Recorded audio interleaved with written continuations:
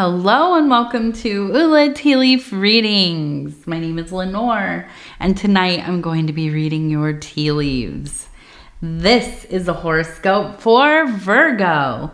If Virgo is your solar, lunar, ascendant / rising sign, then this is a message for you. All right, let's get started. And so our card tonight is the Devil card. Always so happy to see that one, honestly. I think so often we get these cards, the Devil card, the Death card, the Hanged Man, and they're in popular culture, right, in movies and media and stuff. It's like, oh no, not the Devil card. But I look forward to it because it means, in my mind anyways, it means breaking the chains of conventional thinking, living, and so on. Absolutely kicking that conditioning to the curb, living in your authentic being, right? And so, nothing makes me more happy. And I've found my authentic being is quite boring. But that's okay. I'm pretty chill. Apparently I'm a pretty chill person. I didn't ever think so. I was pretty rowdy growing up, but in my elder years as a being who is themselves for the most part, almost all the time, pretty chill. All right, so if you haven't subscribed yet, please think about doing that. You can hit the little bell. It'll let you know when the next readings are coming out. It is free to subscribe. All right, so we have the Magi here. And I'm seeing it in a couple places. So first we have the person with the compass, right? Over here we have a person who has a hat on. Their arm is raised. They are reaching out for a star, okay? We also have, it looks like a cauldron, and we have a person kind of putting something into it. So I feel like this is kind of going over some of the high sciences, right? The royal arts, as we like to call them. No, I don't know if they call them that, but they used to.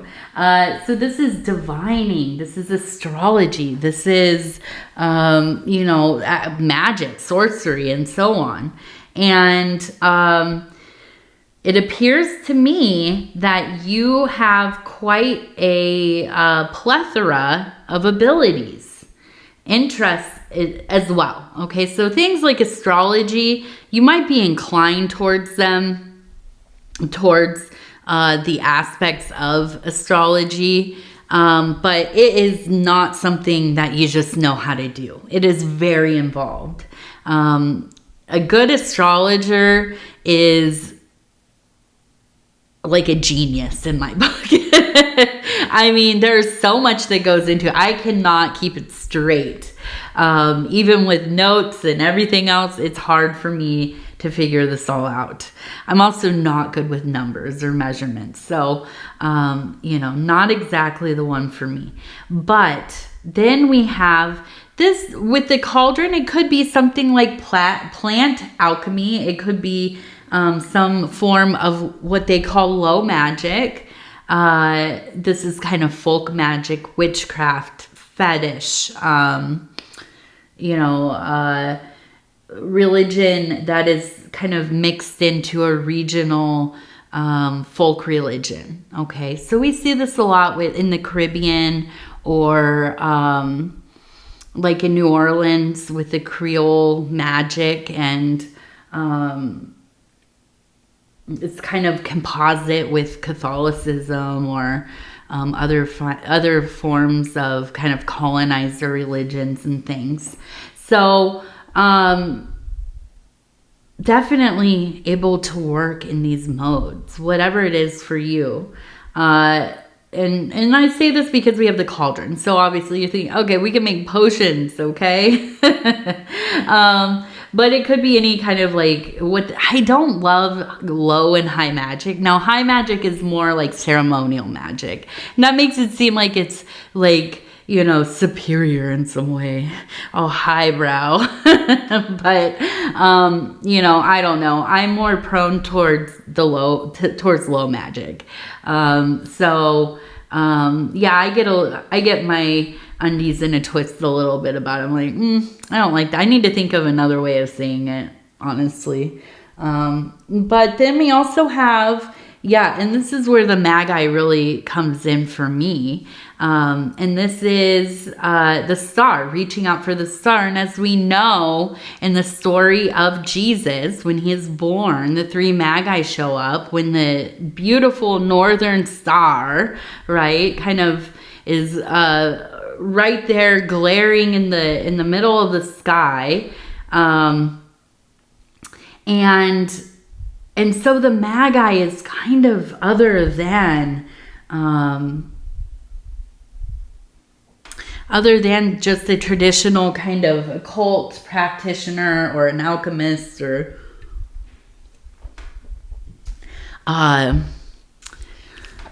what else? Diviner.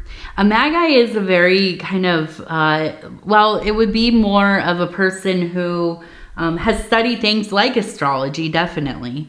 Mathematics, geometry,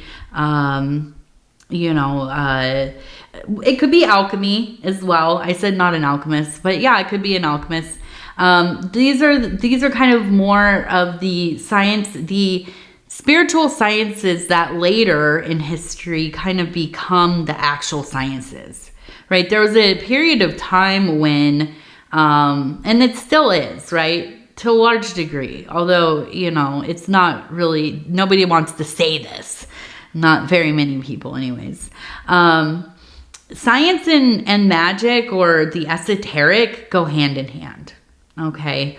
A lot of things that have been taught and practiced within esoteria then become part of science at some point. Okay. Alchemy is a good example. A lot of the things learned through alchemy became what is known as chemistry, right? Or metallurgy, right? So, I just feel like there is this sense of maybe a long line of magical practitioners, but it's not, it's interesting because it's not any one system. I feel like you just have an innate ability in a variety of disciplines. So that really makes you quite powerful. I would assume quite powerful, or coming into that power. Okay. The interesting thing about having, things like clairvoyance or being able to divine, or an inclination towards things like geomancy or astrology, or, one of these, I Ching, or, whatever, one of these disciplines, is that it doesn't have to happen when you're young. It's not like something like, I know I'm a good runner because I've been, running well since I was 5 years old. Like, it just, or when I hit puberty or something, all of a sudden, I'm a great athlete. Well, no, this is something that can happen or emerge at any point in your life. And oftentimes it does happen during in your late 30s, in your middle 40s, even up into your 50s. And this is why in the olden days, people were often left uninitiated until I think it was around 42 or 43. That was around the time when you really came into a proper initiation. Okay. So I do feel like there is a sense of this being very prevalent in your life, and it maybe even feels a little overwhelming, because I feel that there have been a lot of kind of it's like messaging from the universe, right? A lot of prophetic dreams. Just knowing, like somebody is going to call or text. Just having a feeling about certain things. And then being right. And being right. And it feels very profound. And at this point, I think you're almost kind of like, okay, I just know it's going to happen. It doesn't even surprise me anymore. Now we have a tree and we have a fish, okay? So I feel like this next cycle of time really is about making sure that foundation of your life is well rooted. I think that you have kind of found the situation that you want to be in. Maybe it is a person. Maybe you want to have a family with them. Maybe you want to live together. Maybe you want to buy a home together, or, you know, find a really amazing apartment or whatever it is, right? But there's, excuse me, there is a sense of really, really wanting to like make this last. And not only just make it last, make it flourish, right? Have that absolute connection of your life. Have that dream situation come to be. And I feel like you're really working towards that. And I feel like it also is coming together, by the way, because we have the tree. It tells me that there is this beautiful, glorious tree just growing, you know, and it's the tree of life as well, right? But it's not looking sad, has no bugs tearing it apart, you know, it's probably like still fully fruiting and all of that.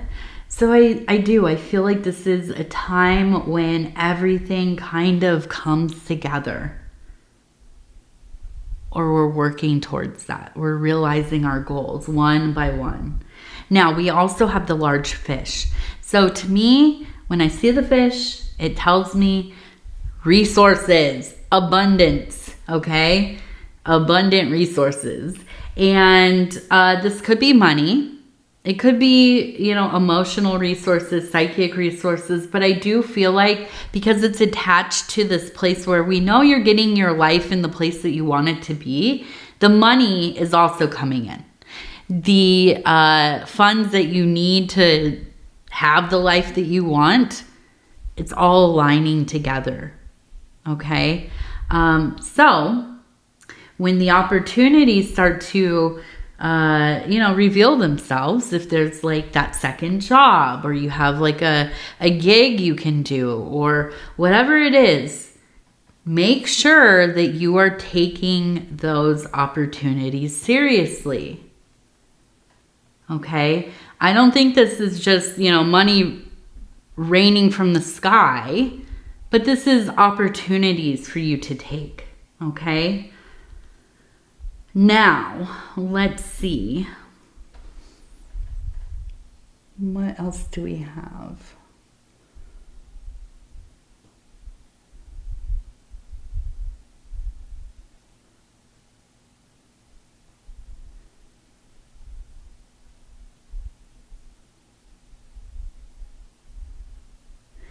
So I almost feel like, so we have this person here who looks like they're bent over, right? And it looks like they're painting or drawing. And I see a boat, a little boat right here. Actually, maybe two boats. And it also looks like a 4-leaf clover, okay? Over here, it looks like we have almost like somebody maybe like in a wheelchair, or somebody who is maybe elderly. Over here we have a person who is playing a violin. And over here we have a person who looks like they're kind of out in the cold. Their cape or their robe or whatever they're wearing, their coat, is just blowing in the wind. Now we also have a snake. Okay.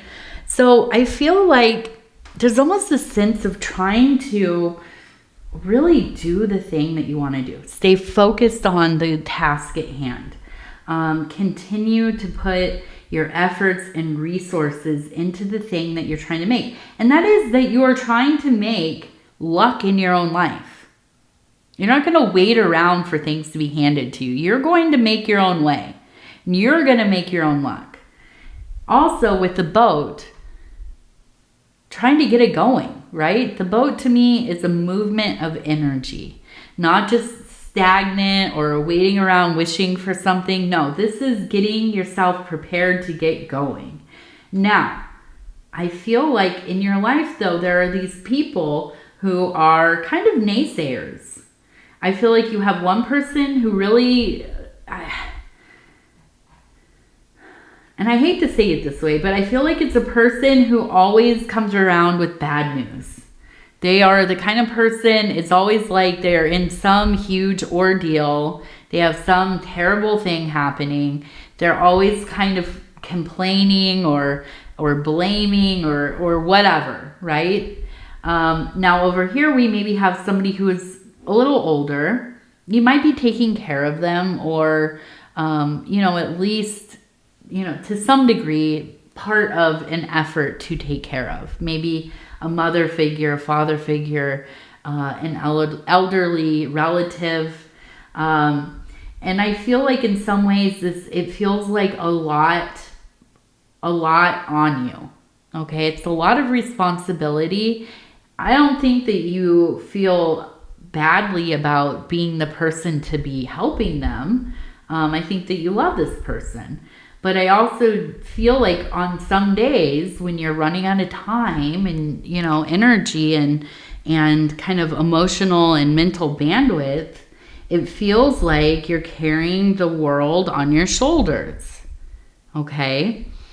And then over here, we have this person out there just kind of watching this all happen. And I wonder if this is not like a spouse or a significant other or something, right? Somebody who has the ability to make life a little bit easier for you, but it's like they're just watching from the sidelines. And I feel like that can be really maddening, right? It's not to say that they don't do a lot of things within the dynamic, but when it comes to helping you be able to do the things that you need to do for yourself, to put your time and effort into the goals that you have, it doesn't seem like they're too helpful in that area. Okay. So I think at the end of the day, I think it really comes down to, and it's hard, but sometimes we have to just say what we need. Sometimes we have to tell people in our lives, I can't do as much as I have been doing. I need some help. I need you to step up. I need you to take a little off of my plate. I have these things that I want to pursue. And now I'm not going to put every moment of my time into it, but, I need to be able to have some time to put into it. And so, I think the big thing here is kind of figuring out how you're going to shift things around. How are you going to make this work for you in a practical sense? And that's difficult to figure out. It's difficult to know. But then we have that devil energy. Okay?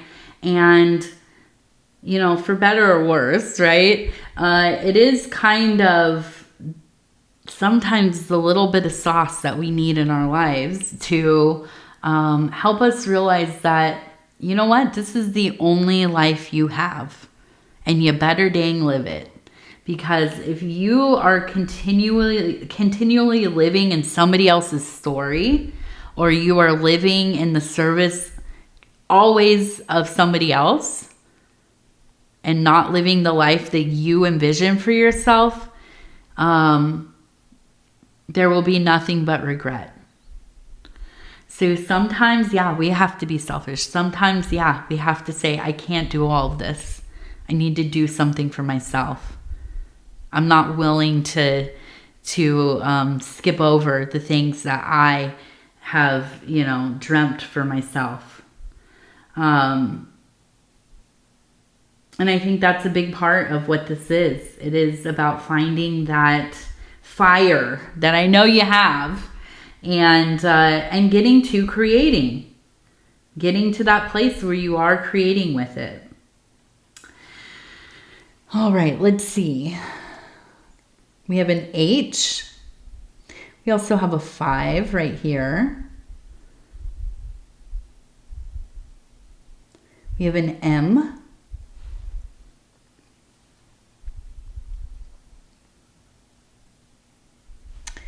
And here we have, oh, I need a drink. My throat is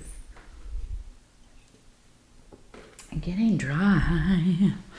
We have a little house right here. We have a person kind of coming down the hill, getting to the house. So I really get this feeling of everything kind of beginning to work out the way that you want it to. Oh, and we have the snake in there. I want to talk about that snake. It's right in the middle. Okay. So the snake, to me, I really feel like this is a person.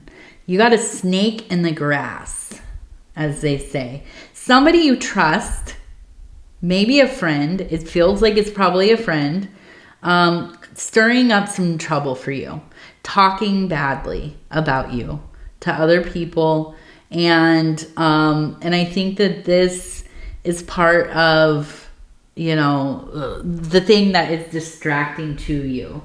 And I think that once you find out exactly who it is and what they're saying and what they're doing, it will be an opportunity to free up some space in your life. Okay? Because I don't think this is a good person to have, you know, in your private life anyways. It just feels like disrespect and lacking boundaries. Okay.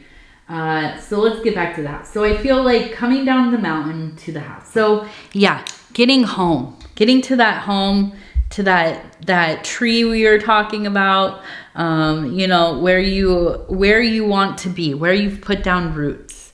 And I just feel like there's a sense of being able to like let your hair down, take a deep breath, and just feel like, yeah, I'm in my place. I'm where I'm supposed to be. Okay, now let's take a look over here. We have an axe. We have an axe. We have a knife. What are you doing over there, Virgo?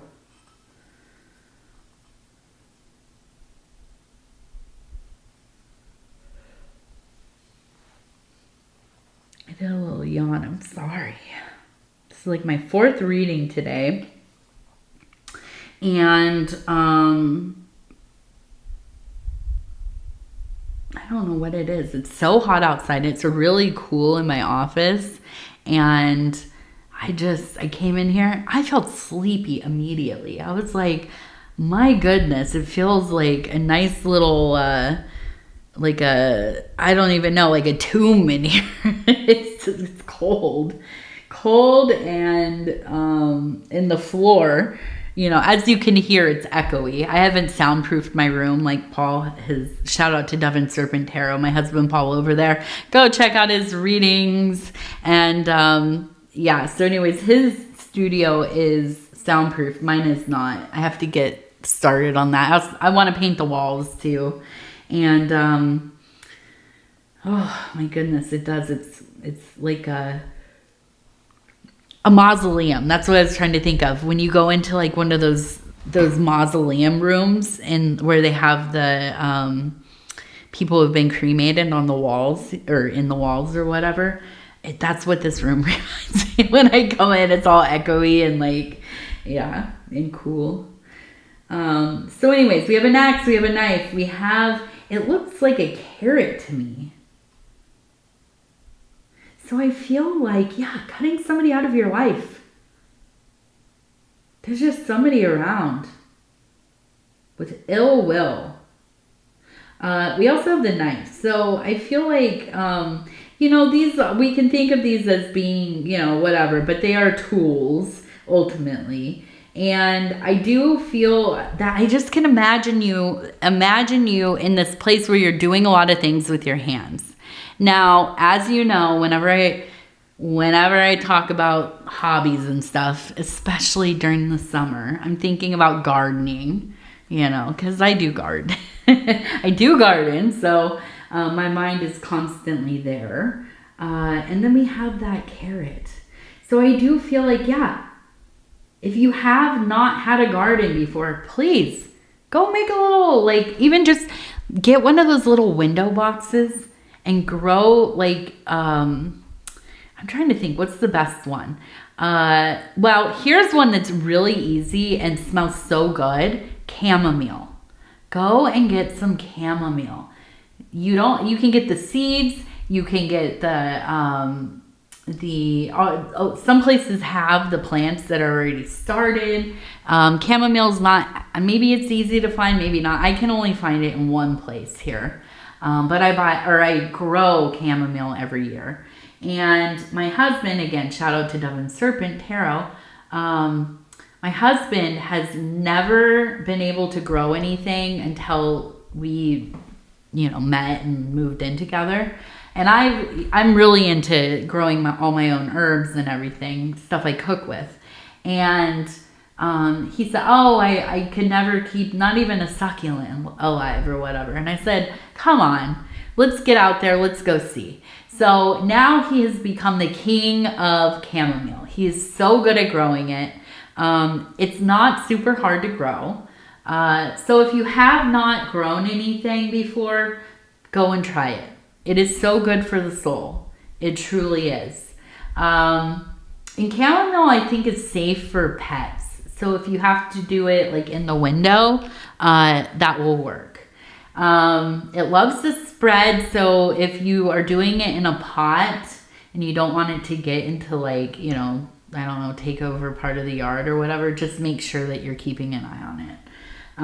But yeah, it feels like this sense of satisfaction of kind of the whole process of growing things. Oh, I could muse on this all day long, but there is something so divine about watching something grow and caring for it, and every day, multiple times a day, going and checking on it. In the morning, going to see, are you ready for water? Do you need some water today? You know, and depending on if you're a morning water or an afternoon, sometimes some plants need, you know, both or one or the other. Some of my plants I do in the morning, some at night, because I like to be outside watering when we haven't had enough rain, of course. And so I'll find any excuse to, you know, so I split it up. I can go spend an hour in the morning, hour in the afternoon, evening, and go and water the garden and stuff. But yeah, all of it. And then, you know, and harvesting the plants can be really sometimes difficult. I will admit that I've let things go to seed more than once, because I can't help I can't help the attachment. Last year for me, it was a bunch of varieties of mint, because mint grows so beautifully, including oregano. That's another one that's really easy to grow because oregano is a mint plant. Now, do not put mint in the ground unless you want it all over. Okay, let me just say that. Let me preface this with saying, don't go out and buy a mint plant of some kind and put it in your garden or in the ground anywhere unless you want it there. I, for one, like mint because it helps keep the bugs away. I don't mind it taking over a little bit. I'm actually planning my yard. I'm planning to do some ground cover and stuff because I want to get rid of as much of the lawn as I can. And mint will be one of them because it helps with the ticks and stuff. So that might be a really good one too. So anyways, I'm going to stop going on about gardening. I could talk about it all day long. But yes, let's do our card. We're going to do the Wild Offering Oracle deck. Okay. I'm just going to flip through. I'm going to stop where it feels right. And it says, body, show me, divine, how to love and fully care for this body. Please give me the radiant miracle of accepting my body as it is. Yes. Heck yes. I'm about that life. As you know, well, I don't know if you know this or not. If you know what I look like, I'm not on camera because I don't know. And I am like, I'm not insecure in real life so much, but on camera, I feel, I don't know. I don't like it. So that's why I use my hands. But what was I even going to say about this? Yeah, that's the energy. Oh yeah, I was going to say, if you've seen me in my pictures and stuff, you know that, well, yeah, I'm a little bit what they would call overweight, right? I'm plump. I tell my daughter I'm a little rotund. That's okay. That's fine. You know, that's what my body is. And it's taken a long time to figure that out, you know. And it's still a battle every day, you know. Not every day. Some days it's like I don't even think about it, whatever. But I will tell you, one of the wonderful blessings of getting older is that I just am what I am. And I find people so gorgeous that kind of get in that energy too. I don't care if you get all kinds of cosmetic surgery, wear a lot of makeup, you know, I don't know, like wear really fancy clothes or whatever. If you have that love for self, it exudes out of you. And at the same time, if you're wearing your pajamas, hair's all ratty, you know, you don't wear makeup at all or whatever, same vibe. There's just something about embracing ourselves. It just pours out of you, right? And so, I don't know, for me, it's something, and for, men as well. I can't really speak for men. I can't speak for women either, because I can't really speak for anybody but myself.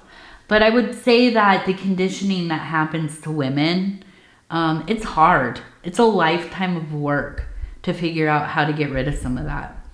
And you know what? It's super revolutionary. I don't care what it's you embrace yourself and you are going against that monstrous thing. And so I am for it. I'm for it.